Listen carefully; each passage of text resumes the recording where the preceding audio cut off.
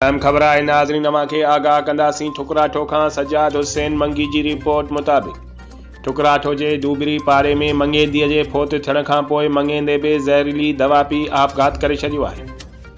जी नाज़रीन हिकु दफ़ो ॿीहर खे ठुकराठो खां आगाह कंदा हलूं त ठुकराठो जे दूबरी पाड़े में मंगेंदीअ जे फोत थियण खां पोइ मंगेंदे बि ज़हरीली दवा पी आपघात करे छॾियो आहे, जंहिं सबबु घर में कोराम मची वियो। एक ही वक्त ब जनाज़ा खजण महिल सवें अखियूं आलियूं थी वयूं। शहर के दूबरी पाड़े में 18 वरन की तस्वीरां धीअ रजब अली मोहतम शाह की तकलीफ़ सबब फौत थी वई। मंगेंदीअ जे फौत थियण जो ॿुधी मंगेंदे 21 वरन के नज़ीर अहमद मोहतम बि ज़हरीली दवा पी आपघात करे छॾियो। बिन्ही फौतुन जा मड़ घर पहुचण ते कोराम मची वियो।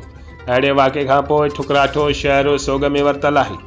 उन सिलसिले में नारी ऐं नौजवान के माइटन राब्तो करण ते ॿुधायो त न्याणीअ खे साह जी तकलीफ़ हुई, खेसि सखर खड़ाए वञी रहिया हुआसीं त हुन दम ॾेई छॾियो, जॾहिं त संदसि मंगेंदे बि उन ॾुख में अची ज़हरीली दवा पी छॾी आहे, जेको फौत थी वियो आहे।